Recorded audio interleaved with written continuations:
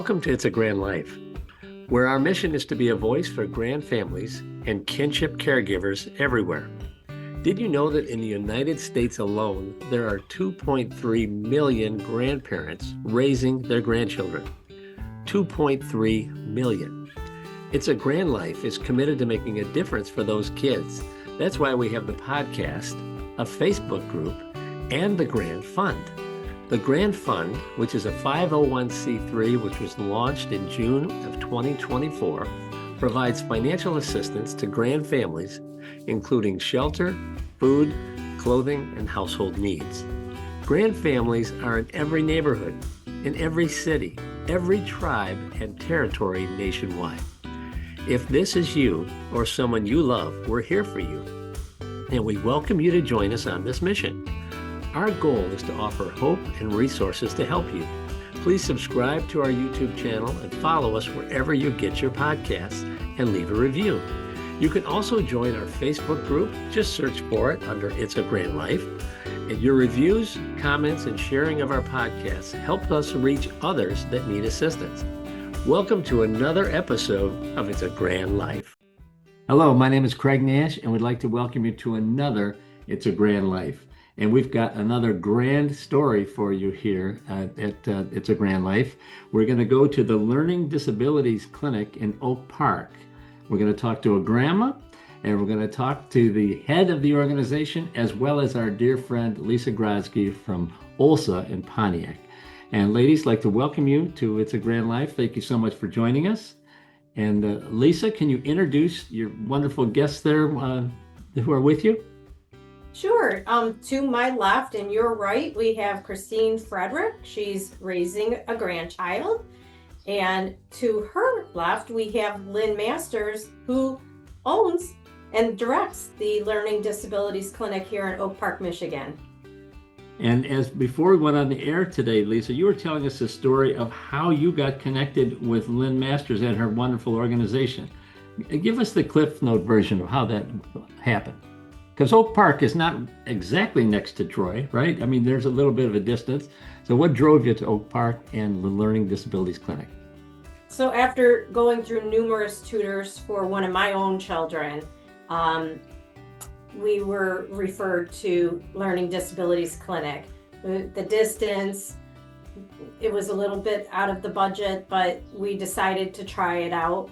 And the very first visit, for the first time in many years of struggling with math and, going through numerous tutors, my child told me that the tutor that Learning Disabilities Clinic and Lynn matched the tutor based on the interviewing. She goes through a very intensive process of learning about the student and matched my child with an amazing tutor who provided tools to get them through the rest of high school and college math. That's absolutely terrific. And Lynn, how did you get into this whole tutoring phenomenon?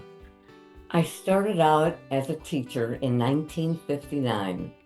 Wow. So I'm a grandmother and beyond. I was teaching school in Highland Park, Michigan, and was about to have my third child and decided that I had to do something different, that I could not stay in the school district. So my graduate professor suggested that I go into private practice, and I've now been doing this for about 60 years. Wow. It was a wonderful way to stay connected to my profession, to do good for children, which is what is important to me, and do it on my own schedule.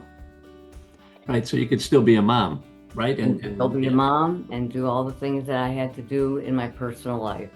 That's just a phenomenal story. And Christine Frederick, you are the committed grandma, wants to make sure your grandchild gets all the support that they need, right, to function. And how you found out about Learning Disability Centers probably from Lisa, right? At OLSA? Exactly. Yes, I did. And I had talked to Lisa a couple of times about my grandson struggling. and not being able to talk to the school or get him checked in the school for an IEP. Well, finally, one day she called me out of the blue and said, I talked to Lynn Masters and they got a scholarship for you. And I'm like, what? And she says, yeah, you need to get a hold of her. And so I contacted her, and Lynn called me back that night. She asked me a few questions. She says, I know who I'm going to set up with your grandson. I will call you back in a little bit. And she called Arlene Zapata. And Arlene got a hold of me, and we set up the time and day for me to bring Miles in. And I have to say,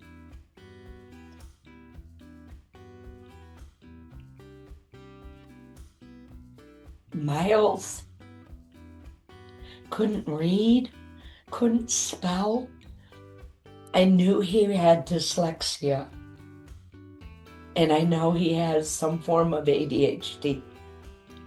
But after being with Miss Zapata, I'm sorry. Oh, don't be sorry at all.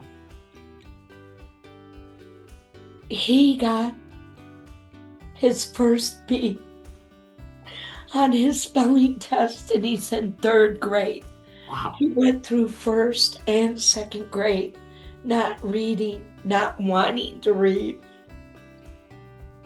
He came home so proud. And when I started to read a book, he goes, no, Grandma, I want to read first. And I was like, what?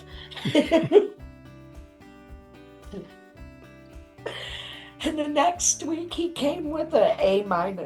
Oh my, aching back. That's fantastic. And then he came with a B-. And now he's like, and it's just because of the OO. You know, he gets them mixed up. But Arlene is working with him so, oh my goodness. She sends things home, have him spell it in the sand. And different words that he needs to work on.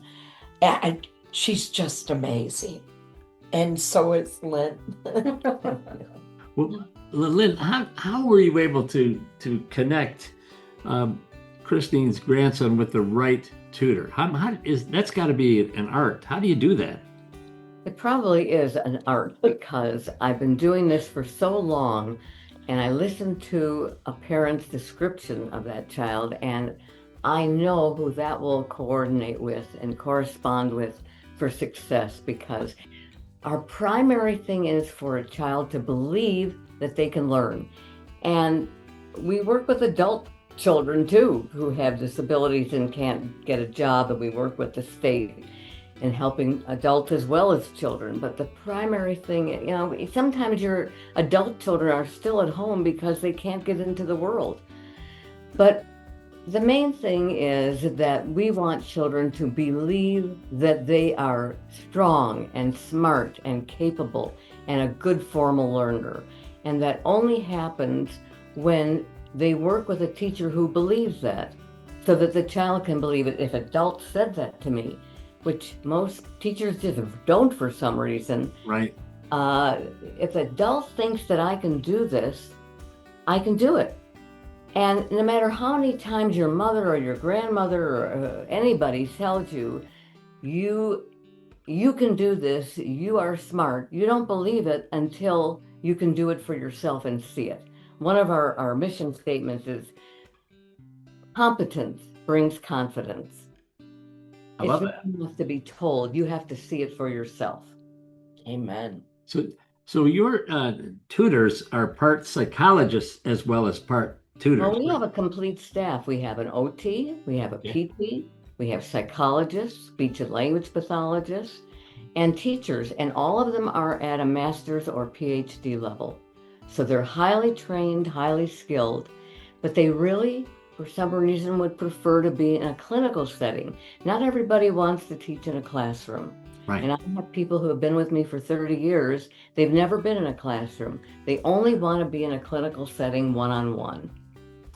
And we don't do any group instruction. We do only one-on-one. All the attention has to be on that child, not shared. That's terrific. But what when we were talking about Miles earlier, right, and his need to be able to read, that's absolutely critical to life success, right? Just because of, and isn't there and you probably know this, Lynn, isn't there a statistic that if you can't read by third grade or fourth grade, I forget the grade level, that there is a probability that success is not going to be in your future as far as career success and other things. In fact, I heard with a statistic the other day about children in the inner city, if they're not reading at a certain level, that's almost like a pathway to incarceration and awful things. But have you heard those statistics or? I have, and they're mostly political. Oh, When Governor Snyder, I believe, was in office, or it might have been Governor Engler, he set made the statement that if you don't read by third grade, you aren't going to be able to succeed in life, just as you reported. Yeah. However, I have adults who have never read, and they learn to read, because not everybody processes information the same way. And the skilled teacher knows how to figure out the way that particular individual learns. That's our job. So you can't set really an arbitrary number or an arbitrary grade. Sadly, the state of Michigan's children is about 48th out of 50 states in the United States. Yeah. Only at the 48th level of all 50 states when you test the children on a national reading test. So it's very important to understand how children process. The textbooks that teach reading and other subjects are set up with a script for the teacher. And that's the way the publisher wants the material to be taught. But what if you're a child who doesn't learn in that style and you don't relate to that way that it's set up by the publisher? You have to have somebody who knows how to teach you a different way. I have had autistic teachers who are marvelous, and students will say to me, if you don't know how to do this math, he can teach you a completely different way. And if you still don't know how to do it, he has 10 or 20 different ways of presenting the material to you so you can learn it, which is one of the advantages of having an autistic teacher, because Sorry about that's okay. But they can see the world in so many different ways when they're at the upper level of the spectrum. So I never hesitate to hire an intelligent, skilled autistic teacher, because they bring a quality to the teaching situation that nobody else seems to have. But that's my answer to you. I don't think that there is a grade. I love that, and I think it's humorous in today's culture, kinda, that we make a statement like that a political statement. We need to keep politics out of that and just focus on how do we help our kids to read and write and know this wonderful math. And well, there was something called the third grade law that was terminated when the most recent governor took office, Governor Whitmer. The third grade law was passed by the state legislature to say that if you are not reading by grade 3, you cannot go to grade 4. Oh. And that might keep you in grade 3 for the rest of your life, frankly, if you don't have a teacher that knows how to get you beyond that. Very discouraging to a child as well. Oh, it's very terrifying to a child, and it's very frightening to a parent to think that your child may never learn to read past third grade because they have a disability. I have a question. Yes. You are a completely different tutoring system. What made you get into children with disabilities, unlike all the other? Because I paid for, that's what broke us. Paying, it was $550 because I had Miles going twice a week. This is how bad I wanted him to learn to read and math. Okay. And he didn't even learn. I mean, he did not want to read. With you, you work with disabilities. You're the only center I know in the area that works with disabilities. So when I told you Miles writes backwards, reads backwards, You knew exactly who to set them up with. Mhm. What made you get into children with disabilities?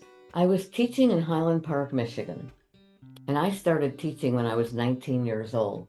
I finished college when I was 19. That's awesome. And I noticed in my classroom that there were certain children who appeared to have it. I mean, we didn't know a lot. This is Not 1959. back then, not Yeah. back then. And I figured out that these were smart children in very many different ways. All of us have talent. We Right. just don't always discover it. True. All of us, no matter how smart we are, have an area that we don't learn very well. Yeah. So when I looked at these kids and I saw what was going on with certain children, I pulled them together. I must have had 5 reading groups in my classroom. And I pulled them together and I listened to how they were struggling and figured out what they had to do. Now, I had my master's degree, but I had more experience working with children than working with the professors and textbooks. Right. And because I was succeeding with the children that were most difficult to be in their behavior, in their learning, in their success, my principal came to me and he said, if I give you a smaller class load, will you take all the kids that are not working well and not learning? Well, I thought that would be a great idea. And the other teachers in that grade said, yes, give her all the pills. And we'll take more students. Let her have them. And I loved doing that. It was wonderful. And I did it for 8 years. That's what brought you to work. And that's what brought me to have this ability to figure it out, know what to do next, and tell the teachers how to begin. And then I have such wonderful teachers that they were able to take it to the next step. We need more people like you. Thank you. Now, Lynn, I want to find out for our audience, because there's a lot of folks listening, and we do talk to folks with kids on the spectrum all the time. You know, we do interview various folks that are struggling with that. So I want our audience to really understand what all the services you provide at the Learning Disabilities Clinic. And now I understand why people drive to the clinic because of your approach. And I think it's absolutely amazing. But It's funny that you say that because I get children coming here from Canada. In Canada, if you have a child who isn't successful, they make you, the siblings, the grandparents, go to mental health facilities, which are, if you live in Windsor, you have to go all the way to London in order to get those services. And they won't let you get any special help until the whole family constellation is in therapy.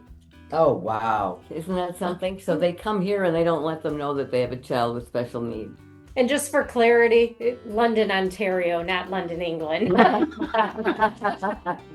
That'd be an awful commute to get your weekly visits in. London, England.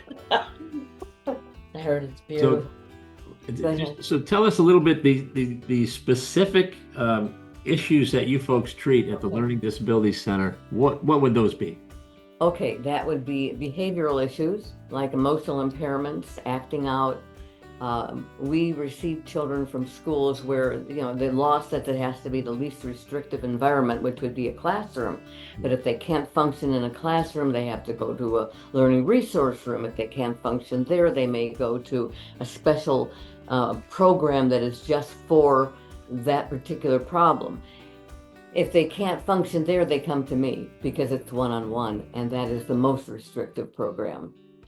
So we work with children with emotional problems, learning disabilities, cognitive impairments, which we used to call mental retardation, which we would never say today, except I just did.